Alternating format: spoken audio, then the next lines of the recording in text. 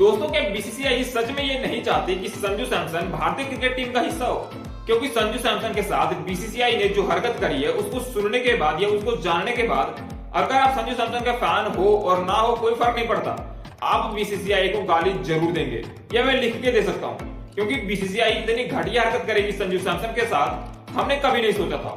मतलब बीसीसीआई ने इतनी घटिया प्लानिंग बनाई है संजू सैमसन को टीम से बाहर करने की कि आप सोच भी नहीं सकते। वैसे भी हम सबको पता है कि बीसीसीआई ने संजू सैमसन के साथ क्या क्या करा है। मतलब संजू सैमसन को कभी भी बीसीसीआई ने कंटिन्यूअस मौका नहीं दिया।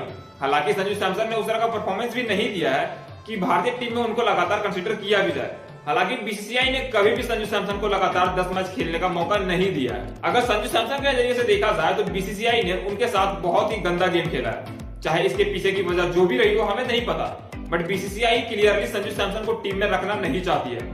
आपने एक बात तो नोटिस किया ही होगा कि संजू सैमसन को जब टी20 वर्ल्ड कप का टूर्नामेंट होता है तो उनको ओडीआई का स्क्वाड में शामिल करा जाता है, और जब ओडीआई वर्ल्ड कप का साल होता है तो उसको टी20 में कंसीडर किया जाता है। मतलब बीसीसीआई ये खेल क्यों खेल रही है संजू सैमसन के साथ हमें तो पता नहीं है।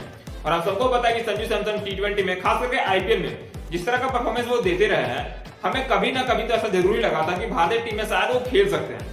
संजू सैमसन के अलावा अगर ऋषभ पंत की बात करा जाए, ईशान किशन का बात करा जाए, तो इन दोनों को काफी ज्यादा मौके दिए गए as compare to Sanju Samson. क्योंकि आप सबको पता है कि संजू सैमसन के अलावा अगर ईशान किशन और ऋषभ पंत का अगर परफॉर्मेंस देखा जाए अगर टी20 में तो उतना खास नहीं है। मतलब 125-26 का स्ट्राइक रेट से दोनों ने रन बनाए और एवरेज भी 30 से नीचे का है। तो यहाँ पे अगर हम संजू सैमसन को भी उतना मौका देते तो शायद संजू सैमसन इन दोनों खिलाड़ियों से बेहतर साबित हो जाते।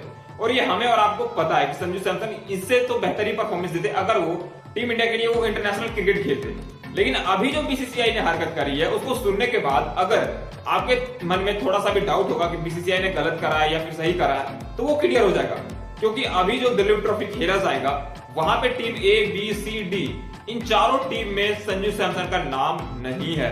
हालांकि इस लिस्ट में अगर देखा जाए तो वो सभी नाम है जो कि आईपीएल में खेलते हैं, या यूं कहे तो ऐसे सभी इंडियन खिलाड़ी हैं जिनको टी20 में मौका दिया जाता है, या फिर कहे तो भारतीय टीम में खेलने को मौका दिया जाता है, या फिर वो आईपीएल में ही अपनी टीम को रिप्रेजेंट क्यों ना कर रहे हो। चाहे मयंक अग्रवाल हो, रिकी भुई हो, ध्रुव जुरेल हो, या फिर कोई और ही खिलाड़ी क्यों ना हो, लेकिन संजू सैमसन को इसमें मौका नहीं दिया गया। आपको बता दूं कि इस स्क्वाड में आपको संजू सैमसन के अलावा ऋतुराज गायकवाड़, सुमन गिल, रियान पराग, शिवम दुबे, मतलब बाकी सभी, रजत पाटीदार वगैरह सभी खिलाड़ी आपको देखने को मिलेंगे।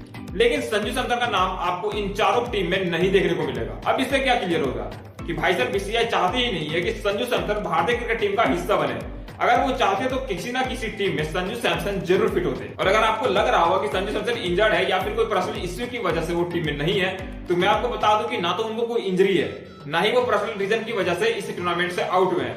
हालांकि बीसीसीआई ने अभी तक उनको इस स्क्वाड में शामिल नहीं किया है और शायद करेगी भी नहीं, क्योंकि अब कुछ ही दिनों में दिलीप ट्रॉफी स्टार्ट होने वाला है जिसमें आपको कुलदीप यादव, युजवेंद्र चहल सभी खिलाड़ी देखने को मिलेंगे सिवाय संजू सैमसन के। अब अगर आपसे ये बोला जाए कि संजू सैमसन के साथ पॉलिटिक्स हो रहा है तो गलत नहीं होगा, क्योंकि संजू सैमसन को जितने मौके देने चाहिए थे बीसीसीआई ने उतने उनको दिए नहीं है, और जब जब उनको मौका मिलना चाहिए था तब तक उनको तो दिया ही नहीं गया। हालांकि ये बात भी सच है कि जब जब संजू सैमसन को मौका दिया गया है तब तक उन्होंने उतना खासा परफॉर्मेंस नहीं दिया है, खास करके बड़ी टीमों के अगेंस्ट। और छोटी टीमों के अगेंस्ट तो उनका परफॉर्मेंस निकला ही नहीं है। मतलब जहां पे इनको परफॉर्मेंस देना होता है, चाहे जिम्बाब्वे हो, आयरलैंड हो, अफगानिस्तान की टीम हो, श्रीलंका की टीम हो, वहां पे भी संजू सैमसन का परफॉर्मेंस हमें उतना अच्छा देखने को नहीं मिला है। तो सेना वाले कंट्री से तो हम इनका कंपेयर करेंगे ही नहीं। हाँ, ये बात सच है कि ये उस स्टैंडर्ड के प्लेयर हैं जहां पे इनको लगातार मौके दिए जाने चाहिए थे। हालांकि बीसीसीआई ने इनको कभी भी लगातार खेलने का मौका दिया ही नहीं है। और आपको बता दूं कि संजू सैमसन ने भारतीय क्रिकेट टीम के लिए डेब्यू साल 2014 में ही कर लिया था। अब आप सोच सकते हैं कि साल 2014 और साल 2024 10 साल का डिफरेंस है। और अगर आप देखेंगे इनका स्टैट्स जाके तो संजू सैमसन के नाम आपको 30 मैच भी देखने को नहीं मिलेंगे। अब आप सोच लीजिए कि बीसीसीआई ने किस तरह का गेम संजू सैमसन के साथ खेला है, यानी कि अगर ये टीम में शामिल होते तो इनको प्लेइंग लेवल में मौका नहीं दिया जाता है। और अब जो कि उन्होंने दिलीप ट्रॉफी का अनाउंसमेंट करा और उसमें संजू सैमसन का नाम नहीं आया, तो फैंस काफी चिड़चिड़े हो गए हैं बीसीसीआई से, और होना भी चाहिए। क्योंकि भाई साहब जहां पे कुलदीप यादव, चहल, रिकी भुई जैसे प्लेयर, रियान पराग, शिवम दुबे, ध्रुव जुरेल, मतलब सभी खिलाड़ी ऑलमोस्ट हैं इसमें। नीतीश राणा हो जाए, रजत पाटीदार हो, आकाशदीप हो, या फिर मोहम्मद सिराज हो, ये सभी खिलाड़ी हैं, बट संजू सैमसन का नाम भाई साहब इसमें नहीं है। तो भाई साहब फैंस को तो जलन होगी।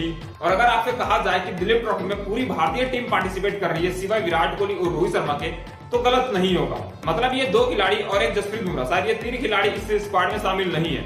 इनके अलावा बाकी सभी खिलाड़ी आपको दिल्ली ट्रॉफी में पार्ट लेते हुए नजर आएंगे सिवाय संजू सैमसन के। और दोस्तों अगर आपको भी ऐसा लगता है कि बीसीसीआई ने संजू सैमसन के साथ बहुत ही गलत करा है तो इस वीडियो को लाइक और चैनल को सब्सक्राइब जरूर कीजिएगा और संजू सैमसन के सपोर्ट में एक प्यारा सा कमेंट वीडियो के नीचे जरूर कीजिएगा। मिलता है नेक्स्ट वीडियो में, तब तक के लिए